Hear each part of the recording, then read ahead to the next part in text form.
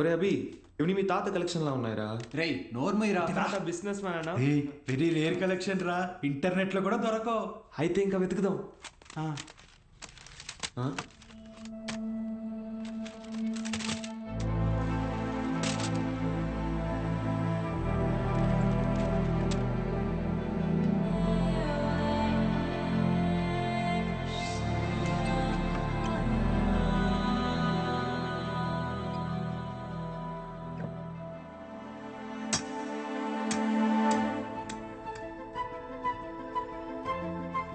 ఇటువరా చూస్తా, ఏదో పెద్ద హీరోయిన్ బ్లూ ఫిల్మ్ అయి ఉంటుంది. హీరోయిన్ అందుకే మీ తాత సీక్రెట్ గా దాచిపెట్టాడు. అవునా? రేయ్ టీవీ తీసుకురా.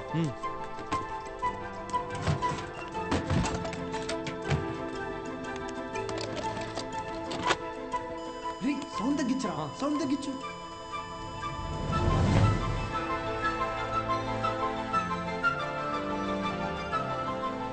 అడబా వీడు హీరో ఏదో టీచ్ చేస్తున్నాడేంటి? అరే ఇది వింటేజ్ రా, డైరెక్ట్ గా మ్యాటర్కి రారు, మెల్లమెల్లగా మూడ్లోకి తెస్తారు. First story, next screenplay, తర్వాతేనా మ్యాటర్. అదే నా కిక్కు.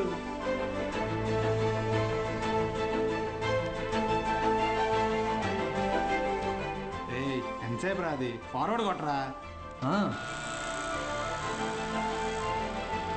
రేయ్ ఆగు, రివెంజ్ చెయ్యి, పాజ్ చెయ్యి. రేయ్ ఇది క్లాస్లో ఇచ్చిన హోంవర్క్ కదా? ఏంటి హోంవర్క్?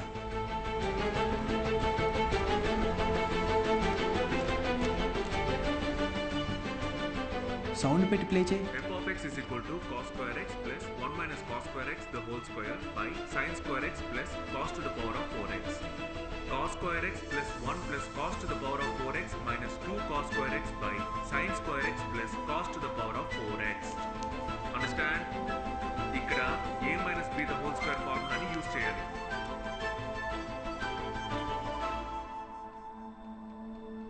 ఏం చెప్పాడు రా? అవును, ఎవరు మావా అయినా?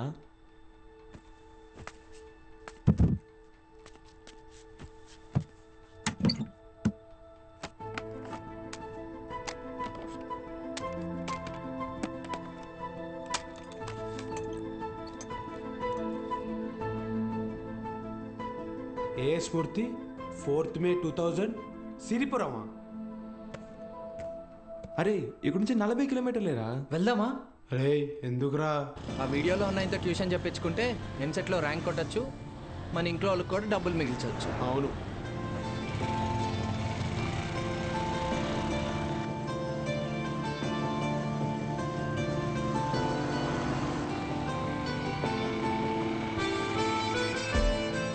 తమ్ముడు ఇక్కడ ఏ స్మూర్తి గారు ఇల్లు ఎక్కడ? అరే మూర్తి, నీకోసం వచ్చినట్టున్నారు చూడరా. రే తమ్ముడు, ఈడు కాదురా, ఆయన కొంచెం పెద్ద, ఆయన ఓ 50 సంవత్సరాలు ఉంటాయి. మూర్తి పేరుతో ఈ ఊళ్ళో చాలా మంది ఉన్నారు బాబు. నీకే మూర్తి కావాలి? మేడం, ఈ ఊర్లో 20 సంవత్సరాల క్రితం మూర్తిని ఒక లెక్చరర్ ఉండేవాడా? అలా అయితే ఈ ఊరు గవర్నమెంట్ కాలేజీలో పనిచేసిన ప్యూన్ ఒకతను ఉన్నాడు. వీళ్ళు లెక్చరర్ కాదు బాబు, మా కాలేజీలో చదువుకున్న స్టూడెంట్. అప్పుడప్పుడు వస్తుంటాడు. ఇప్పుడు ఎక్కడున్నాడు?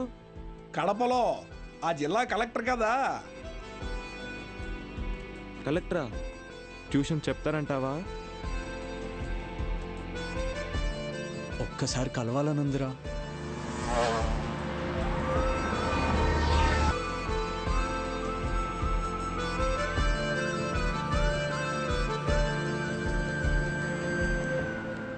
ఎక్స్క్యూజ్ మీ, చెప్పండి. మేము సిరిపురం నుంచి వచ్చాము, కలెక్టర్ గారిని కలవాలి.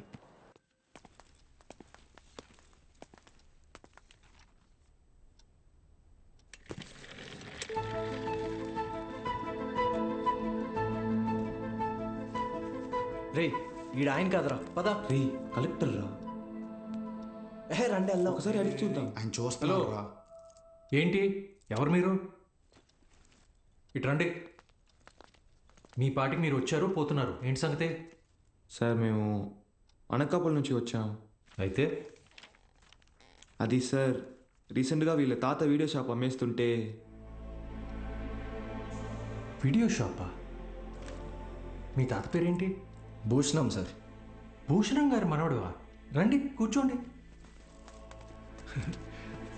నేను చదువుకునే టైంలో మీ తాత నాకు బాగా క్లోజ్. ఆయన చనిపోయినప్పుడు మీ ఇంటికి కూడా వచ్చాను. అప్పుడు నువ్వు 4వ 5వ క్లాస్లో ఉండుంటావు. 4th sir. సరే చెప్పండి, ఏంటి ఇలా వచ్చారు? మా తాతగారు షాప్ అమ్మేసేటప్పుడు ఈ క్యాసెట్స్ బయటపడ్డాయి. ప్లే చేసి చూస్తే ఎవరో ఒక ఆయన మ్యాథ్స్ క్లాసులు తీసుకుంటున్నారు.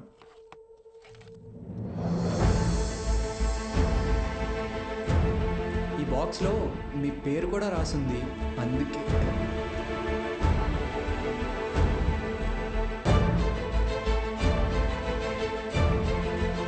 ఆ వీడియోలో ఉన్నాయని ఎవరు సార్? నా గురు.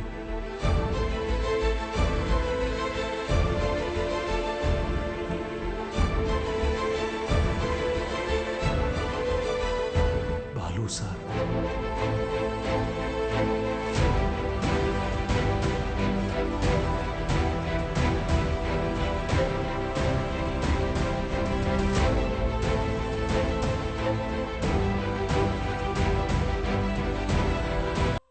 పంతొమ్మిది 1990వ దశకంలో ప్రైవేటైజేషన్ ఆఫ్ ఎకానమీ వల్ల దేశ రాబడి బాగా పెరిగింది. జనాల జీవన పరిమాణం పెరిగింది. చదువు అనేది ఒక నిత్యావసరంగా మారింది. ఇంజనీరింగ్, ఎంబీబీఎస్ లాంటి ప్రొఫెషనల్ కోర్సులకి డిమాండ్ బాగా పెరిగింది. ఈ మార్పుని గుర్తించిన కొంతమంది వ్యాపారస్తులు విద్యని ఒక వ్యాపారం కింద మార్చేశారు. ఎక్కడికక్కడ ప్రైవేట్ జూనియర్ కాలేజెస్ని పెట్టి ఎంసెట్ కోచింగ్ పేరుతో జనాల క్రేజ్ని సొమ్ము చేసుకోవటం మొదలుపెట్టారు. క్వాలిటీ ఆఫ్ ఎడ్యుకేషన్ పేరుతో ఇష్టానుసారం ఫీజులు పెంచేశారు. అదే సమయంలో స్టేట్ గవర్నమెంట్కి గవర్నమెంట్ జూనియర్ కాలేజెస్ని నడపడం భారంగా మారింది. లెక్చరర్స్కి శాలరీస్ కూడా ఇవ్వలేని పరిస్థితి వచ్చింది. దీన్ని అవకాశంగా తీసుకున్న ప్రైవేట్ కాలేజ్ ఓనర్స్ హై శాలరీస్ని ఆశగా చూపించి ఎక్స్పీరియన్స్డ్ అండ్ బెస్ట్ గవర్నమెంట్ ఫ్యాకల్టీని తమ వైపు లాక్కున్నారు. లెక్చరర్స్ కొరత వల్ల చాలా చోట్ల గవర్నమెంట్ కాలేజెస్ మూతపడ్డాయి. ప్రైవేట్ కాలేజెస్లో చదవలేని పేద విద్యార్థులకి చదువు ఒక అందని ద్రాక్ష కింద మారింది. దాంతో వాళ్ళ తల్లిదండ్రులు ఆందోళనకు దిగారు. గవర్నమెంట్ కాలేజీల మూసివేతకి, ప్రైవేట్ కాలేజీల దందాకి వ్యతిరేకంగా ఆపోజిషన్ లీడర్స్ నిరసన తెలియజేశారు.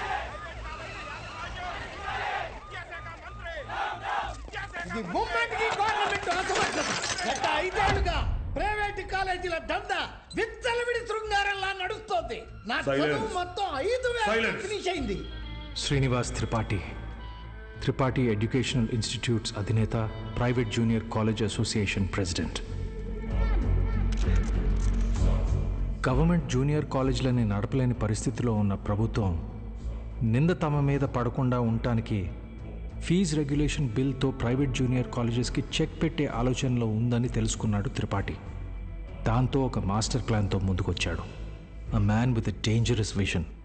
ఇతనే ద్రోణాచార్యుడై ఉంటే ఏకలవ్యుడి దగ్గర 1,000 కాదు, ఫీజు కింద 10,000 లాక్కునుండేవాడు.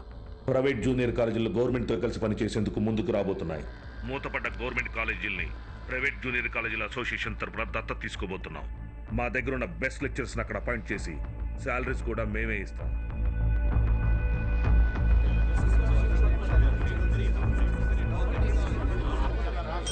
సైలెన్స్. ఎందుకే భయపడతారు? ఏంటి త్రిపాఠి, మీ పాటికి మీరు టీవీ లైవ్ ప్రోగ్రాంలో ఇష్టం వచ్చినట్టు ప్రామిస్ చేశారు. సైలెన్స్. గుడి దగ్గర ముష్టి వాళ్ళకి చిల్లర వేయడానికి నేను ఆలోచిస్తాను. అలాంటిది మనకు నష్టం వచ్చే పని నేనెందుకు చేస్తాను? ఈ దేశంలో చదువు అనేది ఒక నాన్ ప్రాఫిటబుల్ సర్వీస్. ఏవో చిన్న చిన్న లూప్ హోల్స్ వాడుకొని మనం వ్యాపారం చేసుకుంటున్నాం. ఒక్క fees regulation bill can finish all of us. A Mr Srinivas, Srinu coaching centre 45,000 fees per annum. సడన్గా 6,000 ఫీజు తీసుకోమని నీకు నోటీస్ వస్తే ఓకేనా? ఏంటి సార్, ఐఐటి రమణయ్య గారు, మీ ఇన్స్టిట్యూట్లో 80% ఫీజు క్యాష్ రూపంలో తీసుకుంటున్నారు. ఈ వయసులో ఐటీ రేట్ జరిగితే తట్టుకోగలరా? త్రిపాఠి, మన కాలేజీలోని బెస్ట్ లెక్చరర్స్ని గవర్నమెంట్ కాలేజీలకు పంపిస్తే ఇక్కడికి వచ్చి చదువుకునేది ఎవరు? Use your brain Sudhakar. Best lectures ఎందుకు పంపిస్తాం? మరి మనం పంపించేది 3rd గ్రేడ్ జూనియర్ లెక్చరర్స్ని.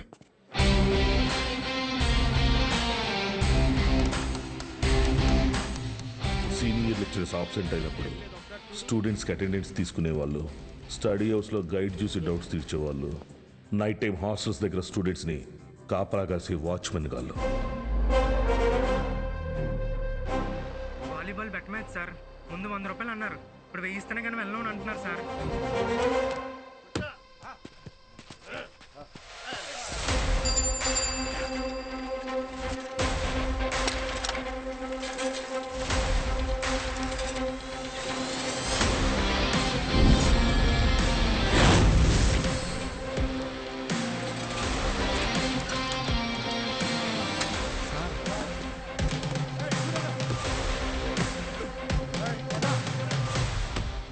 నా నమస్తే ఏంటి? మైసెల్ఫ్ బాలు, బాలగంగాధర్ తిలక్, త్రిపాఠి ఎడ్యుకేషనల్ ఇన్స్టిట్యూట్లో జూనియర్ లెక్చరర్ని, మ్యాథ్స్. వీళ్ళు మా స్టూడెంట్సే అన్న. అయితే పిల్లలు తెలియక పందెం కాశారు, మాఫ్ చేయన్నా ప్లీజ్. డబ్బులు ఇచ్చి తీసుకుపో. 1 minute అన్న. మీ దగ్గర ఎంత ఉందిరా?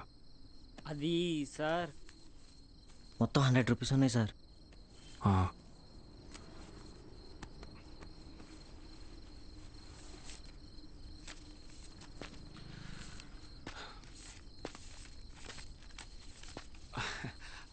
అప్రాక్సిమేట్లీ 600 రూపీస్ ఉన్నాయన్న. తీసుకొని వదిలేండి అన్న ప్లీజ్ అన్న. నా ముఖం చూసి ప్లీజ్ అన్న. పోరా. థ్యాంక్ యూ అన్న. లవ్ యూ అన్న. గుడ్ నైట్ నా. స్టడీ అవర్స్లో చదువుకోకుండా బెట్ మ్యాచ్లు కావచ్చు వచ్చారా? రండి. రే ఆటలు అట్టిపండు, ఓవర్ చేయకు. ఆటలు అట్టుపండి కాదు సార్, కొట్టేశారు.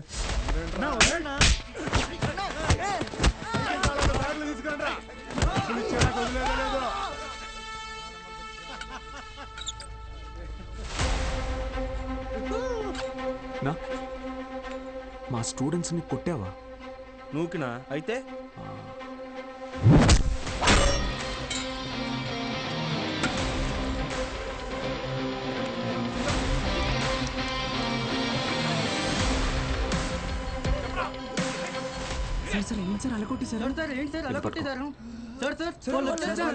ఇది చాలా జాగ్రత్త.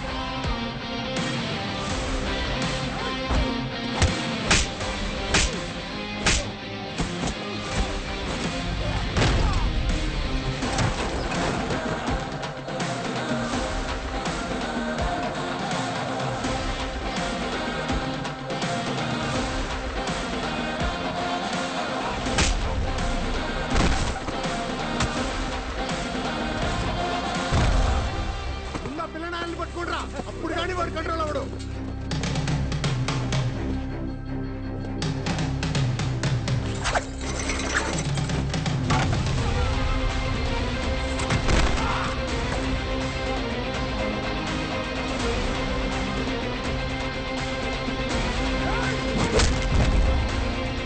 Keshava sir pen.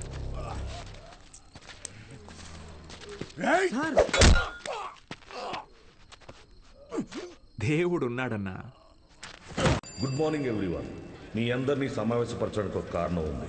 Tripathi educational institutions తరపున మన స్టేట్లో ఉన్న కొన్ని గవర్నమెంట్ జూనియర్ కాలేజీలని దత్తత తీసుకున్నాం. అక్కడికి మిమ్మల్ని ఫ్యాకల్టీగా పంపాలనుకుంటున్నాం. అంటే ఇప్పుడు మన జీతం పెంచుతారా? ఇప్పుడు మీకు ఇచ్చే శాలరీ యాజ్ ఇట్ ఈస్గా కంటిన్యూ చేస్తాం. ఒకవేళ మీ పర్ఫార్మెన్స్ బాగుంటే దానికి తగ్గట్టుగా మీకు రివార్డ్ ఇవ్వటం జరుగుతుంది. సార్ రివార్డ్ అంటే ఏమిస్తారు సార్? ఎవరది? Sir sir myself Balagangadhar Tilak అని రివార్డ్ అని చెప్పారు. అది ఎలాంటిదో మాకు కూడా చెప్పారంటే కొంచెం ఎంకరేజింగ్గా ఉంటుంది. ఏం కావాలో నువ్వే చెప్పు. సార్ నిజంగా మా పెర్ఫార్మెన్స్ మీకు నచ్చితే మాకు ప్రమోషన్ ఇవ్వండి సార్.